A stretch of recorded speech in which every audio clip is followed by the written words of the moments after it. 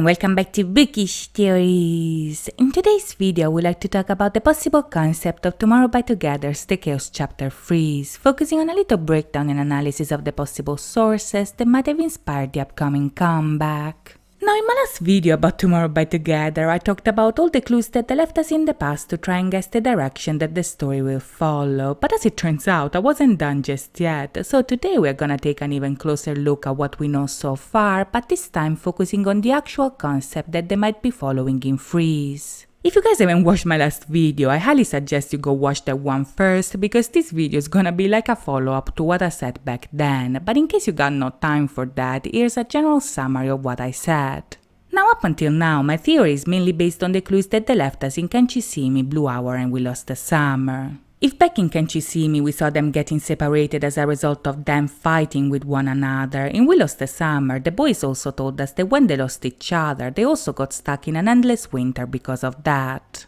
This led me to believe that the winter that makes their world fall into chaos is actually caused by their separation and by the fact that they chose the devil's side when they made a pact with the Odette cat, which made the monster come to the surface and made them fight with each other as a result. Back in Can't You See Me, for instance, the lyrics told us that their heart is heavy with resentment and that it was incinerated by the same fire that made them forget about their promise. So this chaos is indeed caused by their separation because, as Eternally said, them leaving each other literally causes their heart to break. If back in Blue Hour they told us that in the hour between the dog and the wolf they wanted to freeze this moment of happiness, in We Lost the Summer we saw that this wish might have backfired by literally freezing their world the moment they got separated. Since the world of their imagination is a part of them, however, this event might also imply that their heart froze as well, and this idea has been hinted especially in the past few days, where the boys not only told Moa to melt their heart, but also that Moa is the only one that can actually save them from the cold.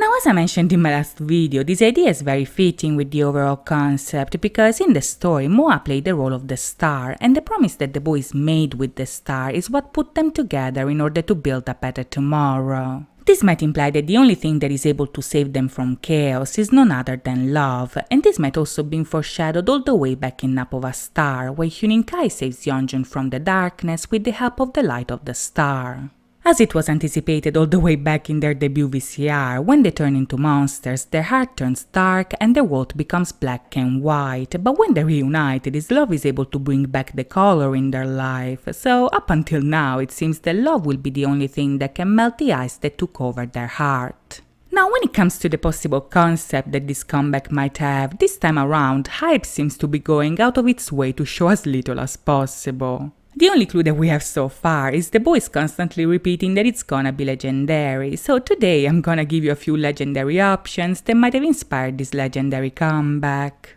Now, since the story seems to revolve around the idea that their heart is freezing over, the most obvious reference here is actually the Snow Queen, which is a fairy tale by Hans Christian Andersen that has many elements in common with the storyline as a whole. In the story, a demon creates a mirror that is able to show the ugliest side of whoever is reflected in it, but when it tries to bring it to heaven, the glass breaks and its fragments fall all over the world, hitting people in the eyes and in the heart. Since the fragments of the mirror have the same power of the mirror itself, whoever is hit in the eyes is cursed to see the ugliest side of the world without being able to see its beauty. But those who are hit in the heart have it even worse, because when the glass is lodged into their chest, their heart turns into ice as a result. Now, one summer day, a boy who is fittingly called Kai is enjoying his childhood games with his friend Gerta when all of a sudden the fragments of the mirror fall over him and lodge into his eye as well as his heart, and this event changes Kai for the worst. From a sweet child that loved flowers and playing with his friend, Kai becomes very angry and aggressive. He pushes Gerta away, and the next winter is actually bewitched by the Snow Queen, who kisses him twice to put him under a spell. If the first kiss numbs Kai from the cold, the second kiss makes him forget about Gerta and his family, so when she takes him to her castle, Kai is able to live in the eternal winter forever. The Snow Queen actually tells Kai that the only way to free himself is to spell the word eternity with the eyes of the castle, but this task is easier said than done, and this is where Gerta comes into play. Unable to accept Kai's disappearance, the girl leaves for a journey in order to find him and ends up in the Garden of the Eternal Summer, where a sorceress actually makes her forget about Kai. When she sees a rose, however, Gerta remembers her friend and leaves the Eternal Summer only to find out that in the real world it's already autumn. After many adventures, she eventually reaches the castle of the queen, and when she reunites with Kai, her love is able to melt his frozen heart. His tears of joy also dislodge the fragment in his eye, so now Kai can finally remember Gerta and is able to finally see how beautiful she truly is. To celebrate their reunion, the two of them start dancing together, and their dance moves the eyes of the castle in a way that makes it spell the word eternity, and this allows them to leave, but when they get home they discover that now they are adults and summer is back once again.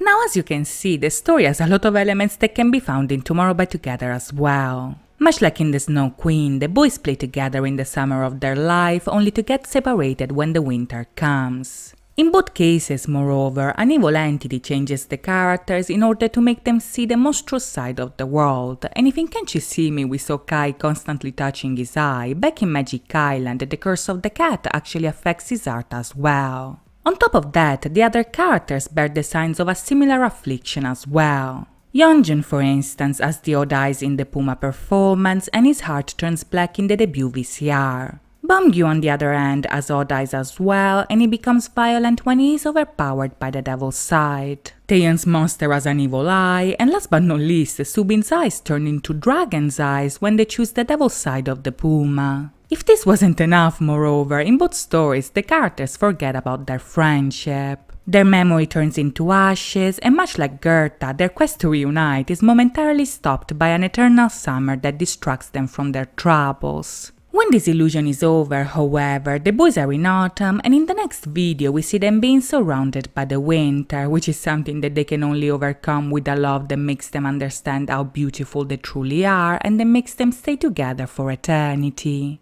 Now, if you consider all these similarities, I think it's fair to assume that the comeback might have a lot to do with the Snow Queen, but this possible reference actually introduces us to another legendary option, this time connected to the game that the boys are playing in the story. As I mentioned in many of my past videos at this point, when they are children, the boys are playing Dungeons & Dragons, and in the VR version of Blue Hour, they have powers and classes associated to that game. Now, if I have to find a concept connected to D&D, which is also a video game which is set in the winter and also deals with hearts, a very fitting option is none other than Icewind Dale Heart of Winter. Now, Heart of Winter is a role-playing video game that takes place in the same campaign setting of Dungeons & Dragons, meaning that even if the player can have the same classes that they would have in the tabletop version of the game, this game is actually set in the virtual reality. This would actually explain why in the story the boys' classes are revealed in the VR version of the album, so if on the one hand the main plot might have been inspired by the Snow Queen, on the other the evolution of their quest could actually be portrayed as a campaign set in the virtual reality of the game.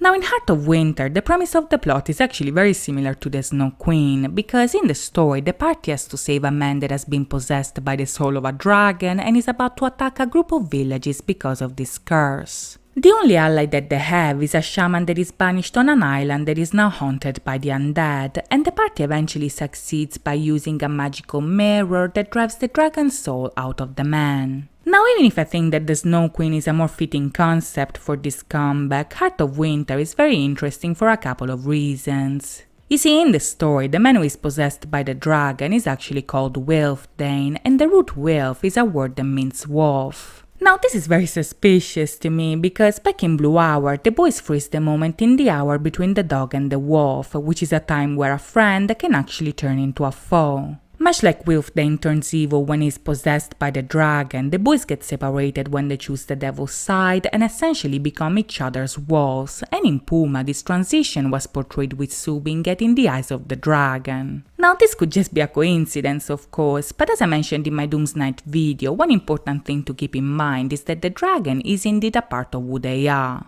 Since the dragon comes from the game that they were playing as children, they are the ones that created it, because just like they chose their classes, they also chose the enemy to fight and brought it to life with their imagination. Since this winter is inside of them, it's possible that their darker side might show up not only in the shape of the monsters, but also in the shape of the dragon. But to know if I'm right or wrong, we'll have to wait and see. In the meantime, I hope you guys enjoyed this video, and if you did, please think about liking and subscribing. As always, thank you so much for watching, guys. I'll see you next time. Bye bye!